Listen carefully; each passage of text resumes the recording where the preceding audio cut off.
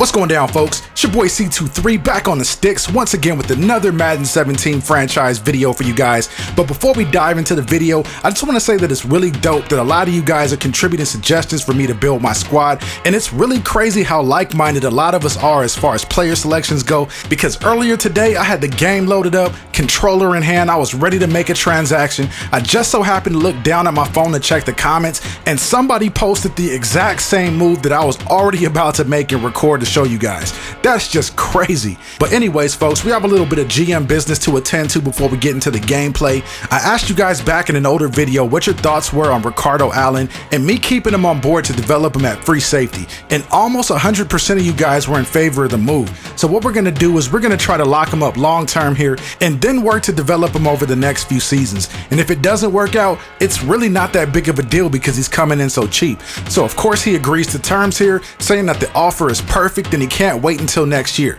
So now that we got our safety, I wanted to take a quick look at the corners that are coming up in the draft here, because we are definitely going to be selecting a cornerback, and Dion Pettigrew right here will not be one of them. We're just going to leave him on the board. But for those of you guys that are wondering, I am going to be doing a more in-depth overview of the draft prospects, but that's going to be happening later in the season, probably more closer to the draft. So I am trying to put a plan together just in case Robert Alford leaves in free agency, as well as saving a good amount of cap space, because keep this in mind, we are probably going to have to break the bank to keep Desmond Trufant a Falcon, so we really won't be able to go too crazy in free agency. But we'll dive into the rest of that in a completely different video. We have a game to play, folks.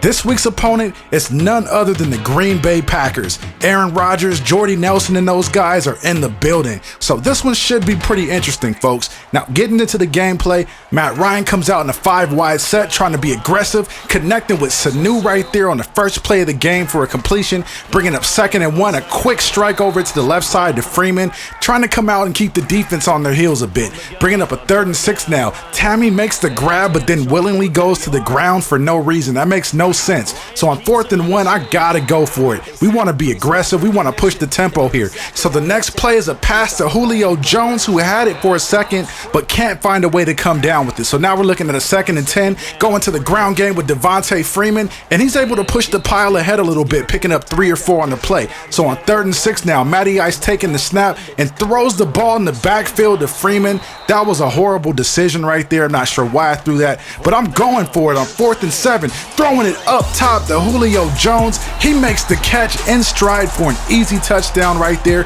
and just like that, we're up 7-0 in this one. Now, how does our defense respond? Eddie Lacy with the handoff, and the ball is knocked loose. Ricardo Allen flying in from the free safety spot, forcing Eddie Lacy to cough it up. After just signing a contract extension, Ricardo Allen is already out here making plays.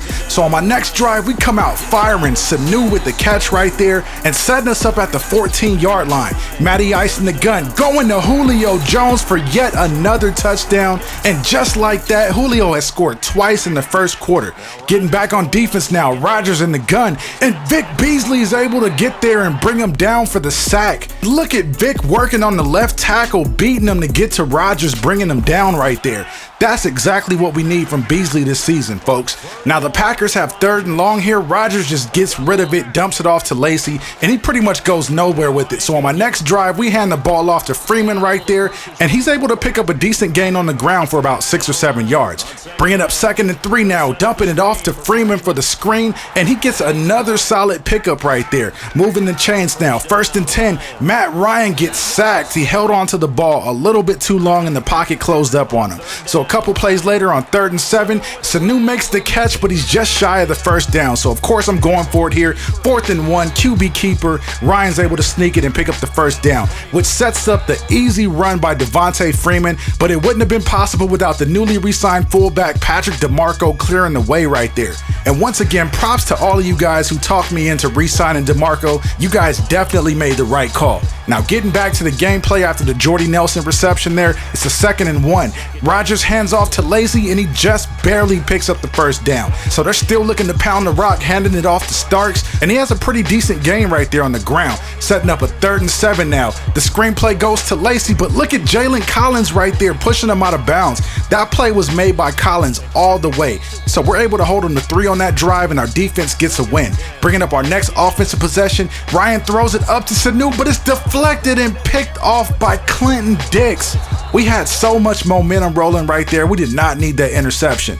So Rodgers gets the ball back and he's looking to pass, but he targets Desmond Trufant. The pass is broken up, but everybody knows you do not test Desmond. On 2nd and 10 here, they go with the screenplay. Eddie Lacy has running room, and he gets pushed out of bounds at the 34-yard line. With 12 seconds left to go in the second quarter, that is not what we wanted to give up. So the Packers have a little bit of a drive here going. Rodgers going up top to Nelson, but it's picked off by Robert Alford.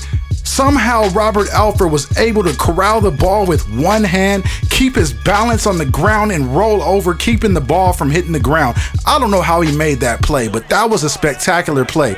Alford must know that I'm considering letting him walk in free agency. I've never seen him make a play like that at all this entire season. But on the next play right here, I give up an easy score. That was just a coverage mistake. I forgot what the assignment was for my strong safety, and I dropped him down in the box for run support when he really should have been back playing the deep zone. So that one is on me, folks. Anyway, though, on my next offensive possession, we already start this drive backed up near our goal line. Nobody's open, so he tries to throw it away, but the ball is knocked loose, and the Packers recover it at the 3-yard line, folks. But check out what happens on the very next play. Eddie Lacy coughs it up again. That's his second fumble on the day, folks. Eddie Lacy must have baby oil on the pink gloves or something, because he is dropping the rock way too much today. But we appreciate it, though. Don't get me wrong. We will take all the gifts that he wants to give us. So we try to go with the ground game on the next play, and instantly a flag is thrown, so that backs us up again. On 1st and 18, we try to go to the ground game, and there's nothing there. So on 2nd and 19, Tammy catches it for a second, but the ball is knocked loose. So on 3rd and 19, there's nothing else to do but just dump it off and hope that Tammy can create a miracle, but he ends up getting tackled, and we give the ball right back. So Aaron Rodgers marches downfield the next drive with 4:40 left in the game. Looking at 2nd and inches now, I send the blitz. I send the house right there, folks, forcing Aaron Rodgers to get rid of it. So now we're looking at 3rd and inches. I'm expecting run, but they pass it, and they get an easy score out of it. Plus, they get the 2-point conversion. So it's a 3-point game now, and look at what happens. Matty Ice gets hit and coughs the ball up, but fortunately, Devontae Freeman's in the right spot to dive on it. So on 3rd and 21, we just go bombs away to Mohamed Sanu, and he goes up and gets it, making the catch, and high steps all the way to the end zone for the score right there. What a play by Sanu. If he's going to keep doing that, we might just have to start throwing it up there, letting him go get it. I guess when the Packers come to town, everybody wants to step up and play. Anyway, though, getting back to the gameplay at 2nd and 8, Rodgers taking the snap in the shotgun, but he's forced to get rid of it as the pocket collapses around him, bringing up a 3rd and 8. Going play action, looking downfield, trying to make a play, trying to find an open receiver. Rodgers forcing the pass in the coverage and is picked off by Van Dyke, and he is taking it all the way to the house, high stepping into the end zone. And that is your ball game, folks. We end up taking the W in this one, 35-18, in a game that was a little bit closer than it should have been late in the game, but we were able to pull away once again and put our opponent away the last play of the game. This was a fun one to play. Anyways, folks, that's all the time I have in this one. I hope you guys enjoyed the video. Don't forget to like, share, comment, and subscribe. I'm signing off, and I'll see you in the next one.